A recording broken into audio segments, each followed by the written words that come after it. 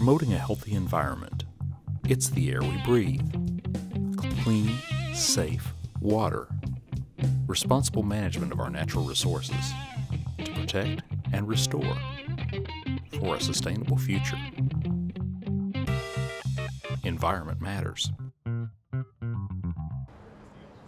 A local landmark is getting a green makeover.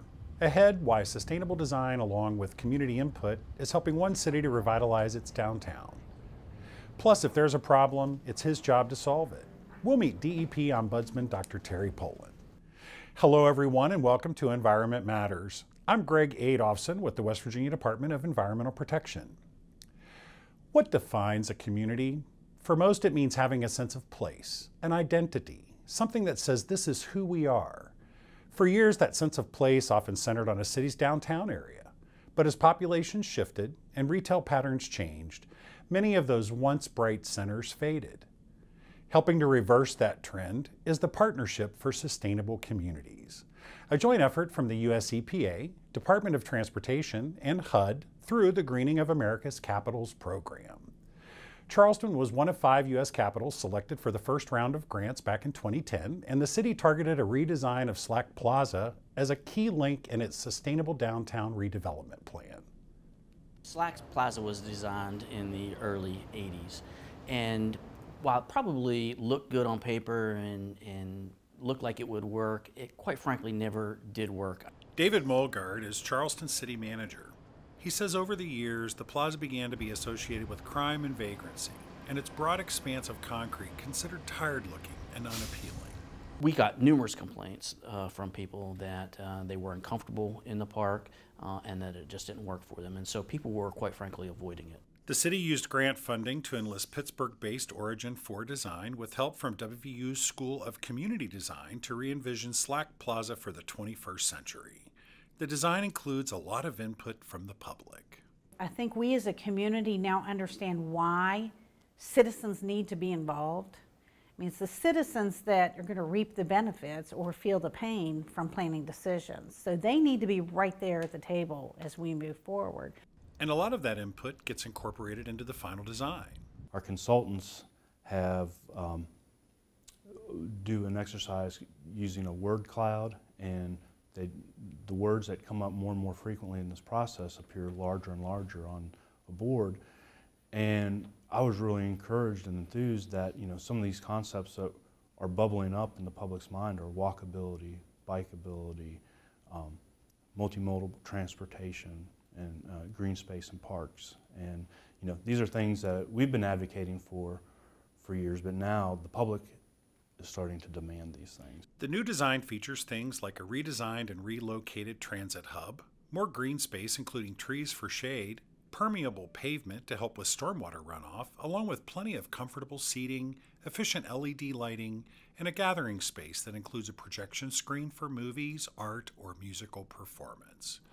This reinvented Slack Plaza would then become a magnet mixed usage development. Businesses on the street level with a residential space in the upper floors. I think if we get some of that going on in the downtown area, that's really going to take the downtown to the next level. We're already starting to see the downtown turn a corner on evenings and weekends with Taylor Books and Pies and Pints and Adelphia and Ellen's Ice Cream Store. Those businesses right there are really creating a high synergy that are drawing people to the downtown on-off hours. But if you had people living above those dwelling units or above those storefronts, you would really get a big impact of that 24-hour vitality. But finding those urban pioneers is not without its challenges.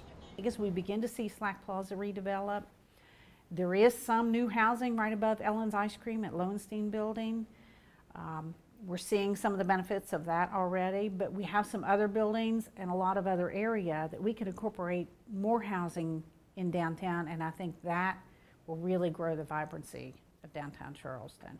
But it's getting those investors convinced this is a good place to do business, and you will have quality tenants that want to live downtown to make your project work. And as city leaders look for ways to continue moving this plan forward, a theme emerges. My parents' generation, they moved to a location where there was jobs, and then they found a job after they moved there. Now, this younger generation, moves to a great place, and then finds a job. So it is now all about placemaking and making Charleston the best place that it can be. The city has created a program called Imagine Charleston, Your Dream, Our Future, as a way for local residents to have input on everything from buildings, potential projects, and the nature of neighborhoods, transportation, attractions, and more.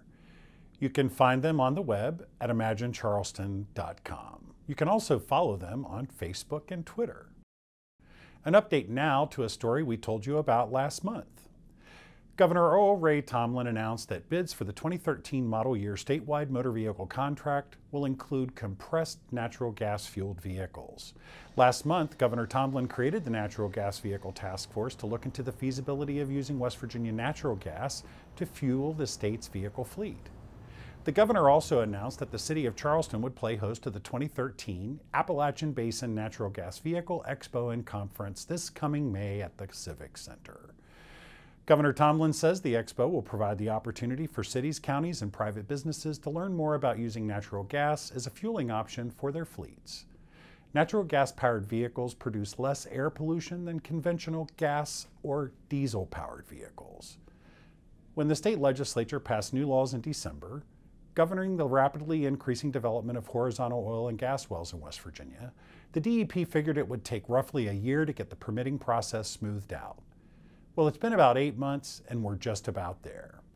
The DEP's Office of Oil and Gas added additional staff in the permitting section, which reduces the time it takes to review a well application without sacrificing the high standards the agency demands in the review process. In May, the Office of Oil and Gas issued 37 horizontal well permits, and by July, that number had grown to 57. The DEP's Division of Air Quality is conducting several studies looking into the impact of drilling activities on air quality in and around gas well sites. The studies are a requirement of the Natural Gas Horizontal Well Act passed by the state legislature last December. The DEP is partnering with West Virginia University for the studies, which began earlier this summer. The studies will monitor dust and volatile organic compounds, as well as light and noise and overall pit and impoundment safety. The results of the study will be used to determine if additional regulation is required. The studies will look at all phases of well site development.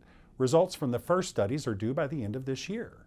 The DEP recently wrapped up its series of public hearings on the proposed 2013 legislative rules, including a rule governing the development of horizontal wells. Public hearings are an important part in the process of determining how the department proceeds with various permits and regulations. Here's the DEP's Tom Aloise with a look at what goes on inside a typical public hearing. I'm Tom Aloise with the Department of Environmental Protection's Public Information Office, and I'm the facilitator for tonight's hearing. And it's on the proposed rule governing the development of horizontal wells, and that's Rule 35 CSR 8. And that's how it typically begins, with an introduction and an explanation of the topic of the hearing. Participants who want to speak or present written comments register on a sign-up sheet before the hearing starts. They're then introduced and their comments recorded and transcribed to become part of the public record. If a large number of people register to speak, there may be a time limit set. Here are some suggestions for making the most of the public comment time. Keep your comments limited to the specific issue covered by the hearing. Have notes to refer to so your comments can be substantiated. And always try to submit your comments in writing. Submitting comments in writing doesn't prevent you from making a public statement at the hearing. In Charleston, I'm Tom Aloise for Environment Matters. The optimal time to request a public hearing on a permit application or renewal is at the beginning of the 30-day comment period that follows the public notice of application. You must submit a written request to the DEP in time for the agency to organize a public hearing. An informational meeting can be requested anytime there are concerns about environmental issue within the DEP's jurisdiction that needs to be clarified or addressed. Keeping up with current and pending state and federal environmental rules can be a challenge, especially for small businesses. But there's help available. The DEP's Brent Kessinger introduces us to Dr. Terry Polen, Ombudsman. They've already agreed to do that. Look up Ombudsman in the dictionary, and one definition you'll find is trusted intermediary. For a lot of West Virginia businesses, that's Terry Polen. love the idea that this job allows me to work with people, organizations, businesses, folks that are trying to do the right thing, or are trying to build a business, or trying to build an organization, trying to do the right thing. Helps the state, it helps us, and you help them work through the difficulty and the complexity that is environmental regulations. Dr. Polen says helping businesses, large and small, to operate within the regulations is preferable to citing them for inadvertently breaking them. If an organization can know what the right thing is, and what I have found in time, if they can know what the right thing is and then do that, it makes their life a lot easier, it makes our life a lot easier, it makes the public's life a lot easier. Everybody wants everybody to comply. The worst case scenario is an enforcement for the public, for the business, and for us. We don't really need that to happen. The vast majority of folks, exceedingly so, want to comply. They don't know how to. There's folks that I have run into that have no clue. Dealing with a regulatory and enforcement agency like the DEP can sometimes be a daunting prospect, and that's where the trust factor and building relationships pays off. Being able to help them and help them do it right, and at the same time then the public out there gains from this. The folks are complying with the environmental regulations. There are jobs out there. It's a good thing. Done right, done early, keeping enforcement out of it. This is one of those definitions of synergy, of a 2 + 2 = 5. When we can work with folks and everybody wins, that's cool. And as for his favorite part of the job? There is nothing like a typical day. And sometimes I am in the office, sometimes I am out of the office, sometimes I am walking through a site, sometimes I am teaching or training. I do a lot of that, with businesses.